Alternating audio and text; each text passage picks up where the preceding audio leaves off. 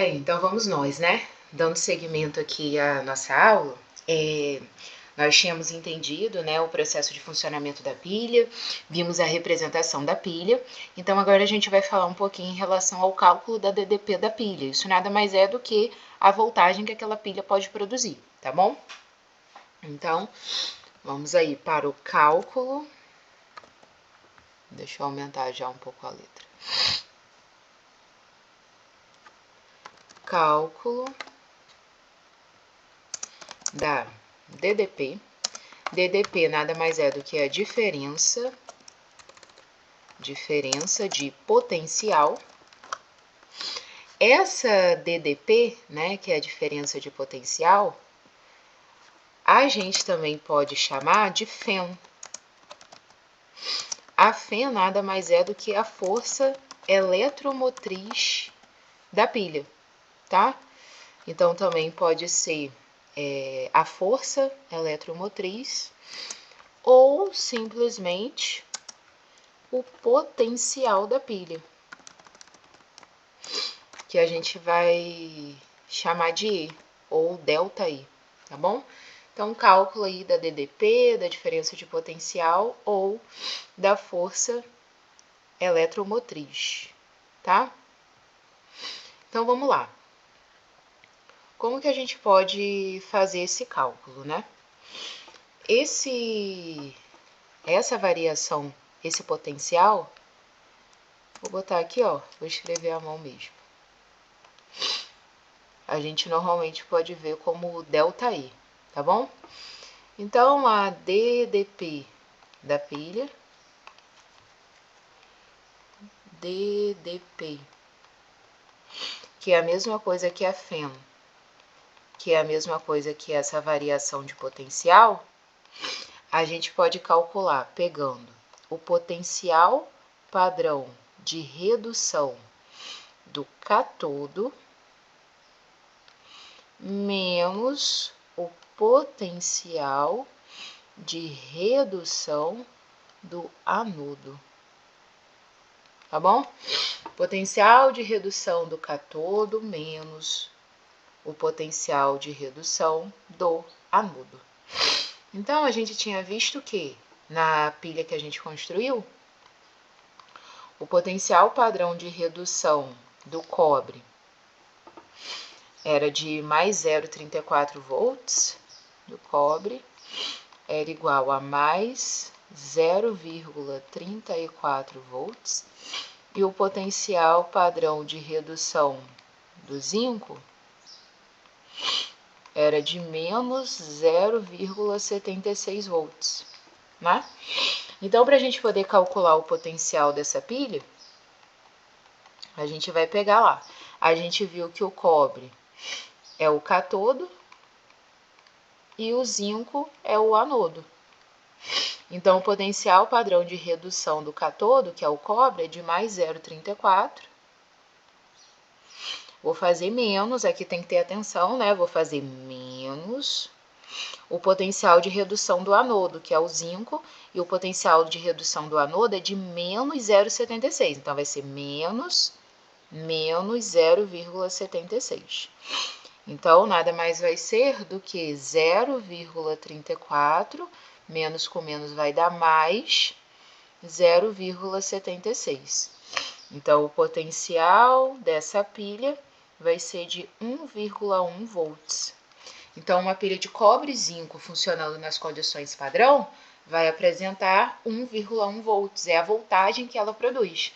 Então, se eu pegar qualquer coisa que liga com essa voltagem, é uma voltagem pequenininha, né? Mas qualquer coisa que liga com essa voltagem, essa coisa vai ligar, tá? Agora, uma coisa que a gente pode fazer também é, por exemplo, vamos supor que eu tenha um determinado aparelho que ele só funciona com 9,9 volts. Então, o aparelho funciona com 9,9. Eu sei que uma pilha de cobre e zinco produz 1,1 volts. Se eu colocar 9 pilhas dessa juntas, eu vou ter 1,1 volts vezes 9. Então, eu vou conseguir produzir os 9,9 volts, certo? Ou seja, a gente pode fazer uma associação de pilhas para aumentar a voltagem. E aí, quando a gente tem um conjunto de pilhas, consequentemente, a gente vai ter uma bateria. O que é uma bateria? Uma bateria nada mais é do que um conjunto de pilhas. Aí a gente fala assim, a bateria mais potente. O que a gente está querendo dizer com isso? A bateria vai produzir uma voltagem maior do que uma pilha, porque justamente uma bateria é um conjunto de pilhas, é uma associação de pilhas, tá bom? Então, a bateria vai apresentar uma voltagem em si maior em comparação a uma pilha, tá bom? De forma geral, né? Pensando que a gente está falando em uma bateria formada por aquela pilha que eu estou falando. Obviamente, eu posso ter uma pilha, uma só, que tem um potencial maior do que um conjunto de pilhas reunidas. Tudo depende do potencial que ali é apresentado. Mas se eu falar de uma bateria de pilhas de zinco e cobre, obviamente, uma bateria que vai ser um conjunto de pilhas vai ter uma voltagem maior do que se eu tiver só uma pilha de zinco e cobre, tá bom? Beleza. Então, feito aí esse cálculo da DDP, vou fazer aqui esse probleminha aqui com vocês, tá? Que fala lá, sabendo que o cobalto pode ceder elétrons espontaneamente para os íons de Au mais 3, né, que é o ouro mais 3, e considerando a pilha, aí tem essa pilha aí, ó, responda as seguintes perguntas. Primeiro, esse enunciado já deu uma deixa falando quem oxida e quem reduz, quem é o anodo e quem é o catodo. Ele está falando que o cobalto pode ceder elétrons. Se ele cede elétrons, ele é o anodo. Enquanto que o Au vai receber esses elétrons, né? O cobalto cede elétrons para o ouro. Então, o ouro está recebendo. Então, ele é o catodo, ele está reduzindo. Poderia não ter essa frase no enunciado. Por quê? Porque a questão deu a representação da pilha. Se a questão deu a representação da pilha, eu já sei que a primeira parte é o anodo e a segunda parte é o catodo, tá bom? Eu já tenho essa interpretação. As duas barras, a ponte salina, tá? Então, a letra A pede assim, qual a reação global do processo e quais são as semi-reações? Então, vamos lá, montando aí as nossas semi-reações. De novo, semi-reação aqui é com 2 R's, tá? Tem esse hífen não, são 2 R's. Então, vamos lá.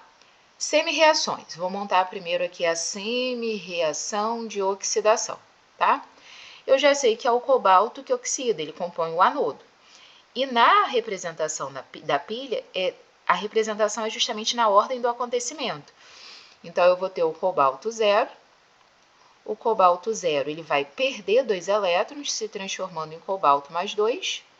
Junto com a espécie que perdeu os elétrons, eu coloco os elétrons perdidos. Essa é a minha semi-reação de oxidação. Agora, a minha semi-reação de redução vai ser o quê? O Au mais 3, que é um ouro. Falhou aqui. Que é um ouro que está sem 3 elétrons. O Au mais 3, ele vai precisar ganhar os 3 elétrons que ele está sem e ele vai se transformar no ouro 0. Então, seria a minha semi-reação de redução, né? E aí, se eu for montar a reação global, ou a reação que a gente vai chamar de oxirredução, a gente vai cancelar a quantidade de elétrons, né, para chegar na global. Só que qual é a questão aí? A quantidade de elétrons está diferente. Na reação de cima eu tenho 2 elétrons e na de baixo 3. Em quantidades diferentes a gente não pode cancelar. A gente vai ter que deixar a mesma quantidade. Aí é aquele princípio lá de lei de Hess, que a gente estudou na termoquímica. Eu tenho 2 caminhos. Eu posso pensar, né, aqui em cima, qual é o número que eu posso multiplicar essa semi-reação, que vezes 2 vai dar os 3 elétrons de baixo, para eu conseguir cancelar. Só que esse número vai ser 1,5, é um número quebrado. Eu posso trabalhar com 1,5? Até posso, mas não é comum. Normalmente a gente vai trabalhar com números inteiros. Entre 2 e 3, a gente não tem um número inteiro que multiplicado ou dividido vai encontrar o número que a gente precisa. Então, normalmente o que a gente faz? Macete, a gente multiplica invertido. Assim, ó. Se aqui embaixo está os 3 elétrons, eu vou multiplicar a reação de baixo pela quantidade de elétrons da de cima. Vou multiplicar por 2. Se aqui embaixo está os 2 elétrons, eu vou multiplicar essa reação pela quantidade de elétrons de baixo. Eu vou multiplicar por 3. Por que a gente vai fazer isso? Quando a gente inverte dessa maneira, quando eu fizer 2 vezes 3, vai dar 6 elétrons. E quando eu fizer 3 vezes 2, vai dar os 6 elétrons. Eu vou ter quantidades iguais de elétrons, aí sim eu vou conseguir cancelar. Tá bom? Então, é um macetinho. Então, a primeira reação, como a gente já sabe, se vai multiplicar para ajustar o elétron, a gente tem que multiplicar a reação completa. Então, a gente vai ter 3 cobalto 0, formando 3 cobalto mais 2, mais 3 vezes 2, os 6 elétrons. Embaixo, eu vou ter 2Au mais 3, mais 3 vezes 2, os 6 elétrons, formando 2Au0. Agora sim a gente consegue chegar numa global, porque a gente vai conseguir cancelar os elétrons. Os 6 elétrons no produto dessa reação vão se cancelar com 6 elétrons do reagente da reação de baixo. Então, a reação global, vou repetir, os 3 cobalto 0, mais 2Au mais 3, então estou repetindo tudo que ficou no reagente das reações, formando 3 cobalto mais 2, mais 2Au0. Repetindo aqui o que ficou no produto das reações. Então, essa reação de vermelho é a minha reação de oxirredução ou simplesmente reação global. Tudo bem? Então, isso aqui é a resposta aí da letra A. Agora, a letra B. Quem se oxida e quem se reduz? Já sabemos que o cobalto está no anodo, então o cobalto oxida e quem reduz é o ouro. Show de bola? Qual é o eletrodo positivo ou catodo, negativo ou anodo? Cobalto a gente já sabe que é o anodo, então é o polo negativo, então aqui é o cobalto. E o ouro é o catodo, então é o polo positivo. Show? Em que sentido fluem os elétrons pelo fio? A gente já sabe que o fluxo de elétrons é do anodo para o catodo, então vai do cobalto para o ouro, tá? Do anodo para o catodo. Qual o eletrodo será gasto? O eletrodo gasto, que sofre corrosão, é quem oxida, que é o anodo. Então, a gente já sabe que vai ser o cobalto 0. É comum a gente chamar a placa metálica de eletrodo, tá bom? É a mesma coisa. Qual terá a sua massa aumentada? Quem tem um aumento de massa é quem está reduzindo, então vai ser o ouro. E qual das duas soluções irá diluir-se e qual concentrar? A que dilui é justamente a solução que está tendo a redução. Quem está tendo a redução é a solução de ouro, então a solução que tem o Au mais 3 é a que vai diluir. A que concentra é o que está oxidando, então é a solução que tem o cobalto mais 2. Show de bola? Então são processos completamente interligados, né? Uma letra já responde a outra, tá bom? Então,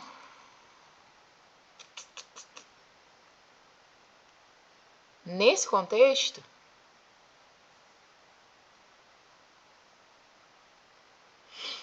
a gente pode concluir, né? Podemos fazer a seguinte conclusão, porque a pergunta aqui é a seguinte: em uma pilha com 2 eletrodos, sem formação de qual metal atuará como catodo e qual atuará como anodo, o que fazer? Analisa o potencial, né? O que tem o maior potencial de redução vai reduzir, então é o catodo. O que tiver o menor potencial de redução é porque vai oxidar, então é o anodo. Além do potencial, a gente pode ter a representação da pilha, né? Que também é uma maneira que a gente tem de saber quem é o catodo e quem é o anodo. Aí aqui é um ponto importante, né? Que é o seguinte: através da DDP, desse potencial da pilha, através do potencial do processo, a gente consegue saber se ele é espontâneo ou não. Então, a gente tem que, toda vez que o nosso potencial for positivo, a gente vai ter um processo espontâneo. Se o processo é espontâneo, a gente vai estar falando de uma pilha. Agora, toda vez que o nosso potencial for negativo, a gente vai estar falando de um processo que não é espontâneo. Então, a gente já vai estar falando de uma eletrólise. Então, a gente pode concluir que quando a gente está calculando o potencial de uma pilha, como a gente fez aqui, por exemplo, que a gente calculou o potencial da pilha, a gente achou um ΔE de 1,1 volts positivo. Teria que ser positivo porque justamente a gente estava calculando o potencial de uma pilha, que é um processo espontâneo. Se a gente calcula o potencial de uma pilha e dá negativo, tem algum problema, tá bom? Isso não pode acontecer. Se o potencial de um processo der negativo, a gente já pode concluir que não é pilha, é uma eletrólise que está ali, tá bom? Então aqui eu coloquei pra gente, né, só para vocês verem que nós temos outros tipos de pilha, tá? A gente vai ter um funcionamento similar, sendo que aqui a gente tem, por exemplo, as nossas pilhas alcalinas, que é normalmente o que a gente usa, né? A clássica e a Duracell. Essa pilha é alcalina porque ela é formada por uma base, que é o hidróxido de potássio, KOH. Tem essa pilha de Leclanché também, que é um outro estilo de pilha, né? Mas vai ter o mesmo princípio de ter um catodo, um anodo, né? E nós temos aí as nossas baterias, que vai ser justamente uma associação de pilhas, né? Podendo ser duas ou mais pilhas. Então, aí tem uma bateria, por exemplo, de carro, bateria Moura, né? Uma bateria boa, inclusive, que justamente a gente sabe que ela funciona a partir de uma associação de pilhas. Aí mostra pra gente que há 6 células em série, com catodos de óxido de chumbo e anodo de chumbo, imersos em uma solução ácida, tá bom? Então, pessoal, aqui a gente fecha a nossa aula de pilha, tá bom? Eu vou encerrar essa aula para a gente poder ver um pouquinho sobre a eletrólise, tá bom?